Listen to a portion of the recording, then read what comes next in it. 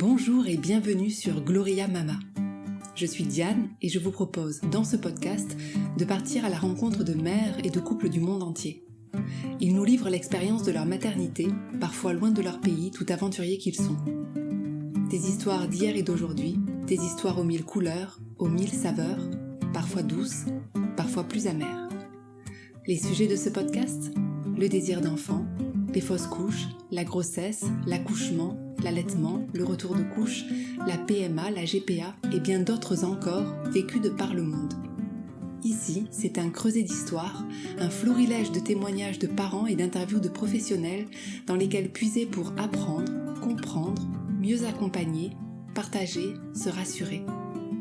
Chaque histoire est unique et pourtant universelle, riche de messages et d'enseignements. Car toutes ces histoires s'enlacent et s'entremêlent pour n'en raconter qu'une, celle de la vie. Amis curieux, ouvrez vos écoutilles. Si vous avez lu mon livre « Deux corbeaux et une cigogne » publié aux éditions Michalon, vous savez à quel point l'accompagnement des sages-femmes dont j'ai pu bénéficier avant, pendant et après mes grossesses arrêtées a été primordial dans mon vécu. Dans l'épisode 3 de Gloria Mama, nous avions rendez-vous avec Marie-Hélène, sage-femme, pour aborder le sujet des grossesses arrêtées. Dans cet épisode, j'ai souhaité interviewer Viviane Larmand, sage-femme en PMI. Nous partirons à la découverte de ce métier où aucune journée ne se ressemble. Dans les journées de Viviane, il y a la beauté de la naissance d'une mère et d'un bébé, mais aussi des réalités plus sombres, l'isolement, les violences conjugales et le deuil périnatal. Et dans chaque situation, une écoute bienveillante et non jugeante pour accompagner chaque femme. Très belle écoute. Bonjour Viviane Larmand, merci beaucoup d'avoir accepté cette interview pour Gloria Mama. Vous êtes l'auteur du livre « De l'intime des mères » publié aux éditions Fauve en mai 2020, livre dont je recommande chaudement la lecture. Vous êtes sage-femme, vous avez exercé durant 12 ans dans des structures hospitalières où vous avez accompagné les mères dans la naissance de leur enfant. Puis vous avez décidé de devenir sage-femme en PMI. PMI qui est l'acronyme de protection maternelle et infantile. Et cela fait aujourd'hui 20 ans que vous faites ce métier en PMI.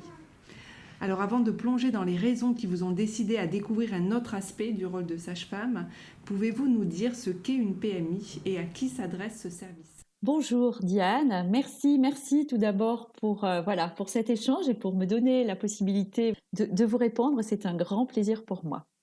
La PMI, donc, c'est d'abord un service public de prévention médico-sociale. Il se trouve dans les centres médico-sociaux répartis un peu partout en France et il s'adresse plus particulièrement aux femmes enceintes et à leurs conjoints, aux jeunes parents et à leurs enfants jusqu'à l'âge de 6 ans, aux enfants confiés à l'aide sociale à l'enfance, aux assistantes maternelles et aux professionnels de mode de garde, et enfin aux jeunes, filles et jeunes hommes, pour tout ce qui est autour de l'éducation sexuelle et de la planification familiale au travers des lieux d'accueil et des centres de planification. Ça vient dire que ça s'adresse à toutes les personnes au sein de ces publics que je viens de citer. Ça s'adresse à toutes les personnes avec une attention particulière aux plus vulnérables. Voilà, le travail en PMI, c'est essentiellement des visites à domicile pour nous les sages-femmes, mais il y a aussi les consultations, les permanences de puéricultrices, et puis on pourra plus largement échanger sur le travail de la sage-femme. Vous dites aussi que vous travaillez avec d'autres professionnels de la santé et ça permet vraiment une prise en charge globale de la future mère. Vous travaillez vraiment en équipe en termes d'organisation au niveau des PMI et ça a vraiment toute son importance. Alors tout à fait, donc l'équipe PMI, c'est donc une sage-femme, des puéricultrices, des médecins pour les consultations, psychologues parfois, secrétariat, et nous travaillons en lien avec les autres services du département qui sont les assistantes sociales, les services de l'aide sociale à l'enfance et le service d'autonomie pour tout ce qui est autour du handicap. Je rajouterais que dans les populations que je viens de citer, en fait, ça s'adresse à toute la population à l'intérieur de ces publics prioritaires. C'est-à-dire que la PMI, elle s'adresse à tout le monde quand on est dans ces jeunes parents, ces femmes enceintes ou ces jeunes. Alors pourquoi est-ce que vous avez décidé de quitter une structure hospitalière pour devenir sage-femme en PMI ? Parce qu'effectivement, on est en structure hospitalière dans une sorte de cocon de la naissance et c'est une décision très différente d'exercer comme sage-femme en PMI. Alors, quelles étaient vos motivations et sont vos motivations? Quelles étaient vos attentes? Tout d'abord, il faut que je précise que j'ai adoré la salle de naissance. J'ai beaucoup, beaucoup aimé être, je dirais, à cette place privilégiée qui est accompagner une femme pendant son accouchement, être là au moment de l'arrivée, de la naissance d'un bébé. Je trouve cet instant absolument extraordinaire. Pour autant, au bout d'un certain nombre d'années, j'étais pas d'ennui parce que je ne m'y suis absolument pas ennuyée, mais j'avais besoin de découvrir autre chose. Et surtout, je pense que j'avais besoin de comprendre qu'est-ce qui se passait en amont et notamment sur l'attente. Voilà, l'attente d'un bébé. Et puis, très concrètement, dans mon organisation professionnelle, au travers des remaniements de maternité, il y a une sage-femme PMI qui est venue me voir et qui m'a dit « Viviane, je te verrai bien dans ce service-là. Et est-ce que tu veux me remplacer ?» Voilà. Et c'est comme ça que j'ai débuté. Est-ce que vous pouvez nous parler du coup du rôle d'une sage-femme en PMI? Est-ce que c'est un métier qui est fait pour tous ou quelles compétences particulières il faut avoir pour être sage-femme en PMI? Le rôle de la sage-femme en PMI, c'est l'accompagnement. C'est l'accompagnement avec toujours notre rôle médical qui est malgré tout en première ligne. Sage-femme, c'est une profession médicale et c'est vrai que quand on va à domicile, puisque c'est essentiellement à domicile que se fait notre travail, nous avons cette façon d'aborder les choses avec les femmes où nous avons notre regard médical. Et puis, on a tout ce travail d'accompagnement, d'écoute et d'échange avec une femme.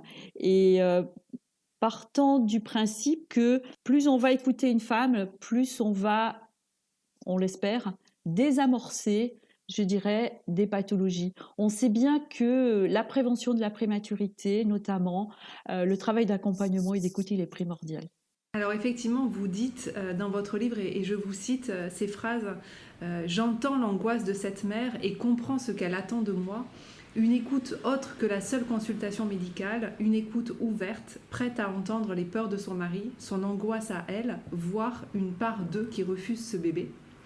Et vous parlez de l'écoute bienveillante. Vous dites que vous n'êtes pas là pour interroger l'histoire de la personne, que c'est à son rythme et si elle souhaite en livrer des pans. Et je cite une dernière phrase. Nous avons à accompagner ces transformations, à écouter ces pensées, folles parfois, qui ne sont présentes que pour le jour où on les entend, sans en avoir peur, pouvoir tout entendre, tout envisager et contenir les peurs, les angoisses pour aider la femme enceinte à porter son bébé. Je trouve que c'est vraiment important de souligner effectivement l'écoute qu'ont les sages-femmes, une écoute active dans la bienveillance pour accompagner les parents au mieux. Oui, alors effectivement, c'est ne pas avoir peur de ce qu'on va entendre, ne pas s'en effrayer. Parce que ça, c'est vraiment quelque chose que j'ai expérimenté, c'est plus on est en capacité à tout entendre au préalable de rencontrer une femme, plus elle se sentira, elle, dans la possibilité de parler. C'est-à-dire que si elle sait qu'on n'a pas peur, elle va parler. Dans le rôle également que vous avez, vous parlez aussi de la continuité du lien auprès de la mère avant et après la naissance. Est-ce qu'il y a aussi d'autres choses dont vous voulez parler dans le rôle que vous avez auprès des femmes et des couples ? Alors, il y a le soutien, il y a l'accompagnement, il y a ce rôle de lien. Alors, c'est très important que vous le releviez parce que, évidemment, le travail de la sage-femme en PMI se situe essentiellement en prénatal, par le biais des visites à domicile, mais il ne s'arrête pas au jour de la naissance. Personnellement, je sais que moi, je vais voir les femmes que j'ai suivies très régulièrement pendant la grossesse. Je vais les voir après la naissance au moins une fois, voire plusieurs fois. Ça va dépendre de leurs besoins. Je fais toujours le lien avec la puéricultrice PMI parce que la puéricultrice PMI, elle peut voir les enfants de la naissance jusqu'à l'âge de 6 ans. Nous, notre travail de sage-femme, il est limité dans le temps, bien évidemment, mais par contre, nous avons une latitude certaine sur la fin de notre suivi, c'est-à-dire qu'on va s'adapter aux besoins de la femme et de la jeune mère, et du coup, ça peut être la voir pendant 1 mois, pendant 2 mois, peut-être un peu plus si besoin est. Vous dites aussi quelque chose dans votre livre qui, en tout cas, moi, me parle beaucoup. Vous dites qu'un de vos rôles, c'est aussi de respecter le vécu d'une femme et que respecter ce vécu est complètement indiscutable. Vous dites, elle seule sait ce qu'elle a traversé et l'énergie que cela lui a demandé. Alors, c'est quelque chose qu'on entend justement après l'accouchement, donc dans le vécu des femmes. Et du coup, ça me paraît mais primordial que nous, professionnels, nous respections son vécu, parce que son ressenti, il y a qu'elle qui le connaît. Nous, on ne peut pas parler sur le ressenti. Combien de fois, moi, il m'est arrivé, mais je veux dire, même quand je travaillais à la maternité, où j'étais à la fois en salle d'accouchement et aussi en suite de couches, on voyait bien qu'il y avait un écart dans le dossier médical entre ce que racontait la femme, ce qu'elle avait vécu, et au final, comment c'était écrit dans le dossier. Parfois, il est écrit dans le dossier médical tout à fait un accouchement normal, voix basse, spontané, voilà, rien de particulier. Et cette femme, elle a un très mauvais vécu. L'inverse se voit aussi. Et donc, ce qui est primordial pour elle, et pour nous, ultérieurement professionnels, c'est de s'en tenir à son vécu à elle. Alors bien sûr, parfois il est important d'objectiver les choses et de savoir s'il y a vraiment eu des risques et des pathologies qui risquent de compliquer l'avenir. Mais pour autant, partir de son ressenti me paraît vraiment primordial. Et puis, qui sommes-nous, professionnels, pour juger du vécu d'une femme? Enfin, on n'a pas le droit, tout simplement. Maintenant, on va parler de différents thèmes que vous abordez dans votre livre. Alors, on ne va pas pouvoir malheureusement tous les aborder parce qu'on est limité malheureusement dans le temps, mais on va se concentrer sur quelques-uns. Et on va commencer par le deuil périnatal. Vous savez que c'est un sujet qui me tient quand même particulièrement à cœur. Vous abordez ce thème, le thème de la fausse couche, vous abordez le thème de l'interruption médicale de grossesse dans votre livre, et vous dites « Les deux extrémités de la vie sont intimement liées, la mort et la vie ne font parfois qu'un, et le deuil d'un enfant fait partie de ce que nous avons, nous, sages-femmes, à accompagner. » Est-ce que vous pouvez nous expliquer comment est-ce que vous y faites face et qu'est-ce qui est indispensable pour vous pour accompagner les mères, les couples au mieux dans cette épreuve? Alors, ce qui me paraît essentiel, d'abord, c'est l'écoute. L'écoute de ce qu'une femme a à en dire. Alors, c'est vrai qu'être à l'écoute de ce qu'elle a à en dire, ça veut dire accepter la souffrance qui peut être déversée. Et parfois, c'est vrai que ça peut être extrêmement difficile, évidemment pour elle, mais pour nous aussi, professionnels. Et du coup, c'est comment faire avec cette détresse, avec cette souffrance, avec cette... des fois une douleur qui paraît sans fond. Et malgré tout, c'est être debout, moi, vivante, à côté d'elle. Et sans prétention aucune, j'allais dire, c'est la ramener du côté de la vie. Mais pour la ramener du côté de la vie, il faut d'abord écouter la souffrance. Et là aussi, si possible, sans en avoir peur. Voilà, et c'est vrai qu'on est d'abord humain, donc je suis une femme et je suis une mère, et le deuil, on est tous concernés un jour ou l'autre par le deuil, parce que ça vient forcément résonner avec quelque chose de notre histoire. Et donc il faut quand même pouvoir mettre un tout petit peu à distance pour ne pas s'effondrer avec cette femme-là, parce que ça ne va pas l'aider. Mais ce qui va l'aider, c'est de l'entourer, qu'elle sente, il n'y a pas de mots, c'est être présente, être à l'écoute, et qu'elle sente cette chaleur humaine. Je pense que c'est très important là ce que vous soulignez. Effectivement, les parents endeuillés n'attendent pas un mot particulier, une formule magique qui permettrait de soulager parce que ça n'existe pas, mais qu'une écoute bienveillante, réconfortante, active, c'est extrêmement important. Et puis aussi, vous êtes de celles qui a été témoin de l'existence du bébé en le sentant bouger sous vos mains. Et donc, effectivement, le fait de pouvoir, pour les parents, parler de cet enfant qui n'a pas vécu, il me semble que ça peut être extrêmement réconfortant parce que souvent, ce qu'on entend des parents endeuillés, c'est que l'entourage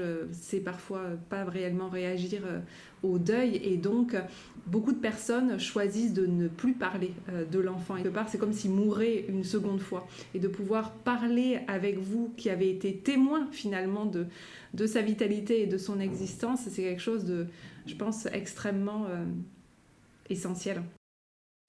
La particularité du deuil périnatal, c'est la vie très courte qu'a pu avoir ce bébé. que ce soit pendant la grossesse, voire éventuellement après. Et du coup, ce bébé ne laisse pas de traces. C'est-à-dire qu'il n'y a pas de vêtements usagés, il y a un berceau qui est vide, enfin, il n'y a pas de souvenirs des photos de famille, enfin, et qui pourrait faire penser à une mère, à des parents, que peut-être il n'a jamais existé. Et ça, c'est le pire. C'est le pire parce que moi, j'ai vu des femmes qui me disaient « mais c'est pas possible, je vais devenir folle parce que je me demande si c'est que dans ma tête ». Mais le corps, non, le corps, lui, il sait. Le corps, il sait, le corps de la femme, il sait.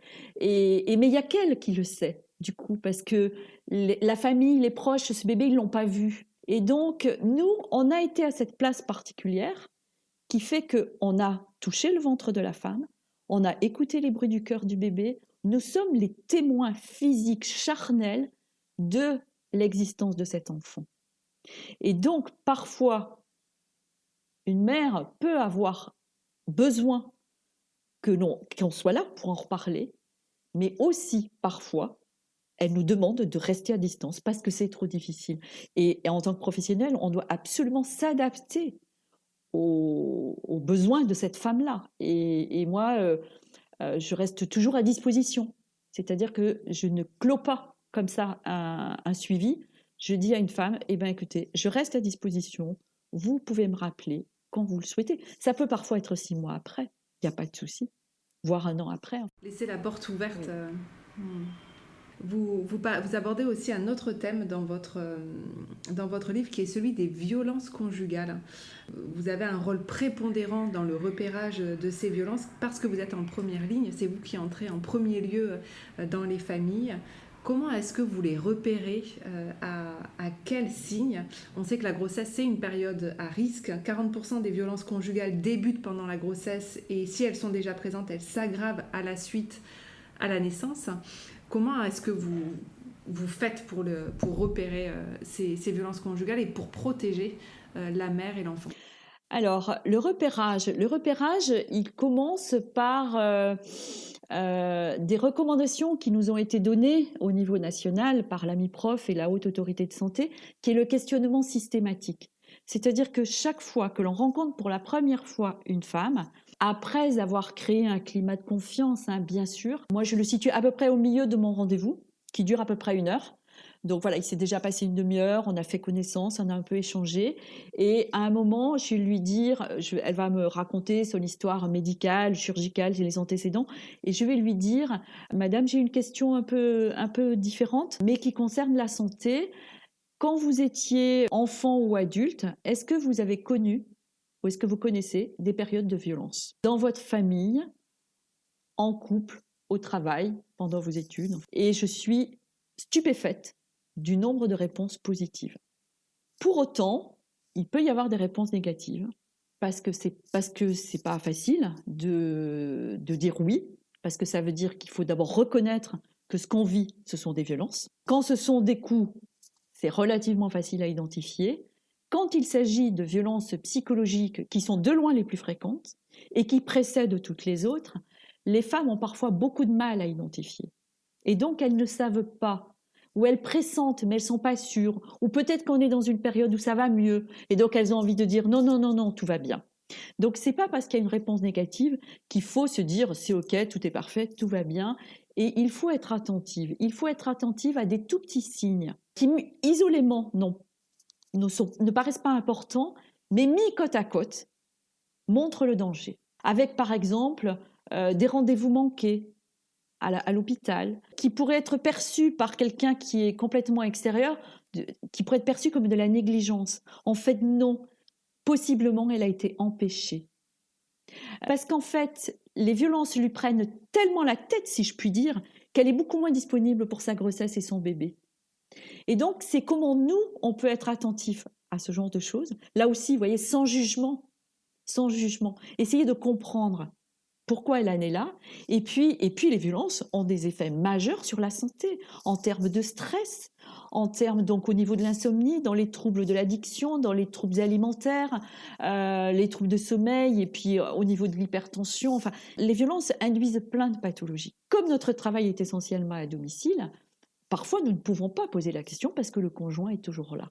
Ça peut parfois être un signe d'inquiétude. Il est toujours présent, mais c'est très bien, mais en même temps, quel est son espace à elle? Et parfois, nous pouvons être amenés à dire à une femme, écoutez, j'aimerais vous voir à mon bureau. Les violences conjugales touchent énormément de domaines de la vie des personnes, et donc aucun professionnel ne peut traiter seul du sujet des violences conjugales. Donc il faut travailler en lien avec une assistante sociale, avec les associations d'aide aux victimes, Solidarité Femmes, avec éventuellement la gendarmerie, la protection de l'enfance. Enfin voilà, il ne faut jamais rester seul avec une problématique pareille. Dans Gloria Mama, on parle de la maternité à l'étranger et dans votre livre, vous parlez des étrangers qui vivent leur maternité en France. Est-ce que vous pouvez nous donner des exemples de ces femmes qui sont étrangères, qui parfois ne parlent pas français et qui débarquent en France et vivent leur grossesse, leur accouchement en France? Moi, je vois des femmes qui viennent de l'étranger pour des raisons extrêmement diverses.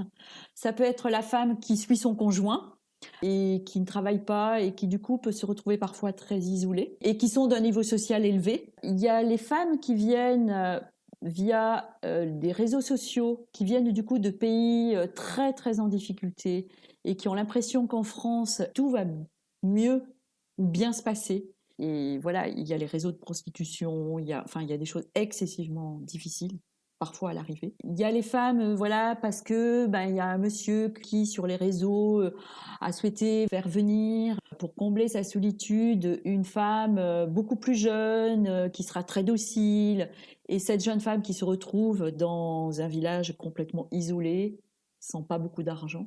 Et puis il y a des femmes, voilà, qui viennent en famille, en couple, pour qui les choses se passent plus simplement. Mais d'une manière générale, accoucher à l'étranger, c'est quelque chose de difficile parce que cet enfant qui va naître dans un pays qui n'est pas le sien, c'est comme si chez l'enfant, il y a une part de lui qu'elle ne va pas connaître. On se reconnaît dans le bébé qu'on a. Et cet enfant qui est né à l'étranger, il y aura une part de lui qu'elle ne va pas reconnaître ou qu'elle ne va pas connaître. Ou tout au moins, elle en a l'impression. Elle en a l'impression, voire l'inquiétude. Et du coup, d'emblée, accoucher à l'étranger, c'est quand même quelque chose qui n'est pas simple. Suivant les cultures, il y a l'absence de la famille qui va être plus ou moins vécue de façon très difficile. Pour certaines, ça peut être une très très grande difficulté. Et alors, à propos de l'anecdote d'une situation, voilà, il y a une maman qui venait d'Afrique noire, qui était bien insérée en France, qui travaillait, qui était là depuis plusieurs années, et qui attend son premier bébé et qui fait une menace d'accouchement prématuré, et on me demande d'aller la voir pour surveiller, accompagner cette maman dans sa menace d'accouchement prématuré. Il y a les traitements que l'on connaît en France qui sont très cadrés, la surveillance médicale qui l'est aussi. Il y a tout le travail d'écoute, puisque c'est important d'écouter les inquiétudes, ça va permettre d'apaiser une femme et de l'aider à porter son bébé. Et puis là, je sentais qu'il y avait quelque chose qui... je sentais qu'on était encore à côté. Et souvent, je demande aux femmes, mais qu'est-ce qui pourrait vous aider? Parce que je sens bien que nous, en tant que professionnels, nous n'avons pas, évidemment, toutes les réponses. Et alors, elle me dit, mais avec beaucoup de précaution, parce que je pense qu'elle avait un peu peur de ma réaction, qu'en fait, ce qui lui manque, il y a un objet qui lui manque. Un objet qui va la protéger, qui est dans son village, et le village étant sur un autre continent. Et en fait, cet objet qui ne la protège pas fait qu'elle se sent en grande insécurité. C'était un gris-gris. Et cette femme, elle n'osait pas me le dire parce qu'elle avait peur que je me moque d'elle. Et surtout pas. Dans son village, quand une femme était enceinte, il y avait une femme plus âgée qui était en possession du gris-gris, qui lui apportait, qui lui transmettait. Elle le gardait avec elle dans la pièce de vie centrale pour qu'il la protège. Il la protège de tous les esprits malins. Et cette femme, elle se sentait démunie à cet endroit-là et elle avait très peur. Alors on a réfléchi ensemble comment on pouvait faire pour pallier l'absence de gris-gris parce qu'il n'allait pas arriver comme ça. Comment, au travers des échanges, au travers peut-être d'un objet qui pourrait, ou d'un courrier, quelques semaines après, par des voyages, le gris-gris a pu arriver. Mais déjà, prendre en compte le fait qu'elle ne l'avait pas lui a permis d'être entendue et d'être entendue à cet endroit-là. Déjà, ça allait un tout petit peu mieux. C'est une jolie histoire. Vous avez dit que le rôle de la sage-femme en PMI, ça ne s'arrêtait pas juste à l'attente de ce bébé durant ces 9 mois, mais que ça pouvait se prolonger post-naissance. Le travail des puéricultrices et puis celui de la sage-femme, ça va être dans les premiers jours après la naissance.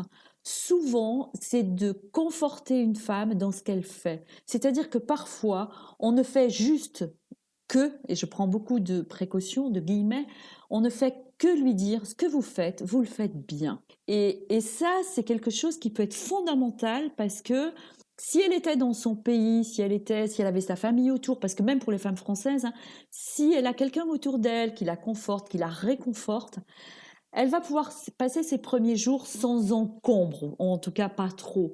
Et quand il y a le doute qui s'insinue, ça va majorer l'impression de solitude. Ces femmes peuvent avoir l'impression que, qu'elles font pas bien, qu'elles font pas comme il faut, que le bébé, voilà, peut-être qu'il n'est pas satisfait de la maman qu'il a. Ça nous amène vers un sujet aussi qui est important, que nous avions envisagé d'aborder, tout ce qui est autour de la dépression périnatale, la dépression du postpartum. Ce qui fait le lit de la dépression, ce sont les difficultés de contact avec le bébé. Et tout ce qui peut venir malmener le lien peut du coup favoriser, je dirais, le démarrage d'une dépression. Et notre travail, ça va être vraiment de soutenir, d'être présent. Et donc, ça veut dire de la présence, ça veut dire passer à domicile. Avec la puéricultrice, nous pouvons faire des passages jusqu'à 2 fois, voire 3 fois par semaine. Ça peut être aussi mettre en place du soutien concret pour les tâches ménagères, mettre du soutien quand il y a des aînés, c'est-à-dire utiliser les services de travailleuse familiale, d'aide ménagère.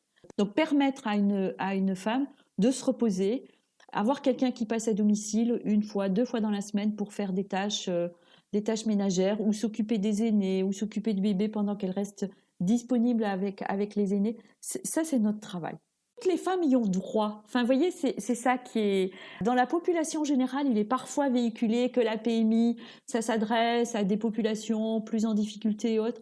Toutes les femmes avec un bébé ont droit à une visite de la PMI. Voilà, je me permets d'insister un peu là-dessus. J'ai des amies qui sont passées par ce genre de difficultés et je ne sais pas si elles sont conscientes de tout ce que les PMI peuvent mettre en place pour les aider. Donc c'est vraiment important de le souligner aujourd'hui ensemble.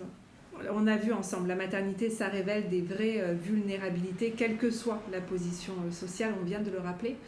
On parle quand même parfois de sujets qui sont difficiles. On a parlé ensemble là du deuil périnatal, on a parlé des violences conjugales.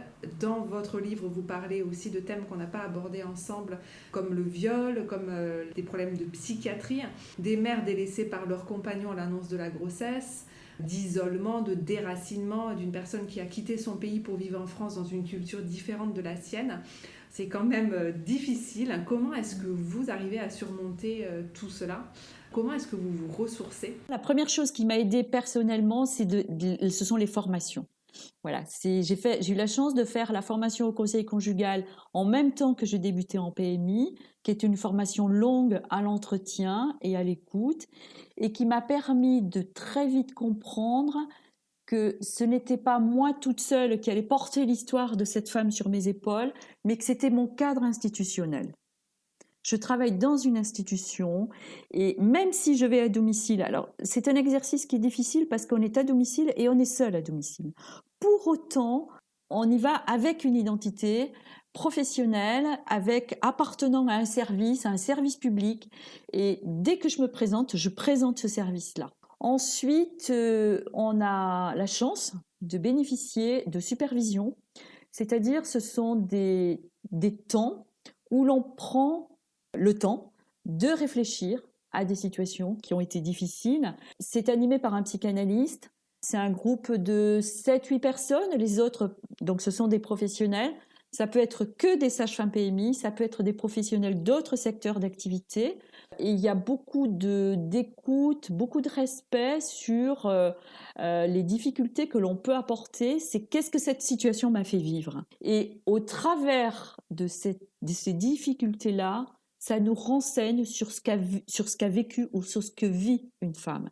Et du coup, ça nous permet de nous décoller de la situation dans laquelle on est, qui est parfois on a l'impression d'être collé avec une femme. Et il faut arriver à se décaler émotionnellement, psychiquement, pour pouvoir être mieux, pour pouvoir être plus disponible à elle.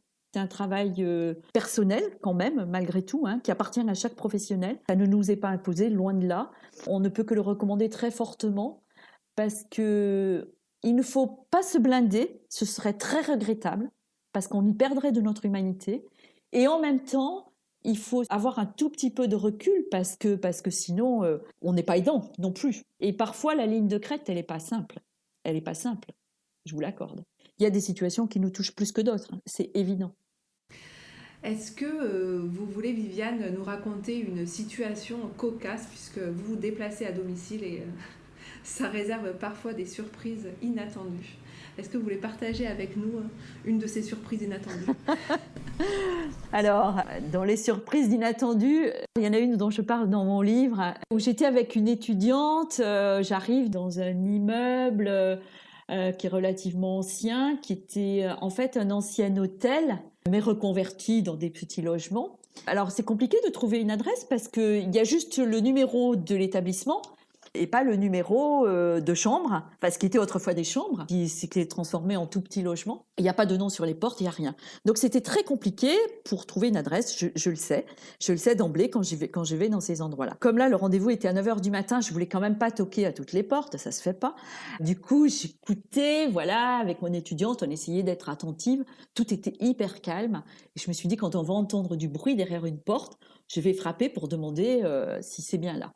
Ou tout au moins si la personne sait où cette femme habite. Je frappe à une porte où j'entends du bruit, il y a une dame qui me répond. Alors je dis que je cherche une femme, que je cherche madame X. Je ne dis pas ma profession pour le respect de la confidentialité. Et donc la dame elle me dit oui, c'est au premier étage, telle porte, au fond à gauche. Bon, très bien. Du coup, je suis toute contente parce que je me dis c'est bon, ça va être facile, on va trouver. Et puis, je toque à la porte, je finis par entendre un petit peu de bruit. Et en fait, à ma grande surprise, c'est un homme qui m'ouvre, complètement nu. Et donc là, bon, un petit peu de la surprise, l'inattendu, il est quand même de taille, si je puis dire. Et Et en fait, il fallait... Alors, je me suis dit, écoutez, il faut rien perdre de sa contenance, ça va très vite. Tout passe très vite, le temps paraît très long. Et ne rien perdre de sa contenance. Et je lui dis, je suis venue voir Madame X. Est-ce qu'elle est là? Il me dit, non, elle n'est pas là. Et je me suis dit, très bien. Enfin, très bien. Puis, il me fallait quand même lui demander l'adresse. Et là, il me dit, je sais pas où elle est partie. Et là, je me suis dit, c'est bon. Eh bien, écoutez, au revoir, monsieur. Je vais voir comment faire. Et du coup, je suis partie avec l'étudiante. Au final, il ne s'est rien passé de grave. Je veux dire, quand on a été dans la voiture, dehors, on s'est regardé toutes les deux, on s'est dit, ça, c'est le genre d'inattendu qui a un côté cocasse a posteriori. Sur le moment, il ne l'est pas vraiment. Sur le moment, il ne l'est pas vraiment. Quand je discute avec mes collègues, en fait, c'est arrivé à plein de mes collègues.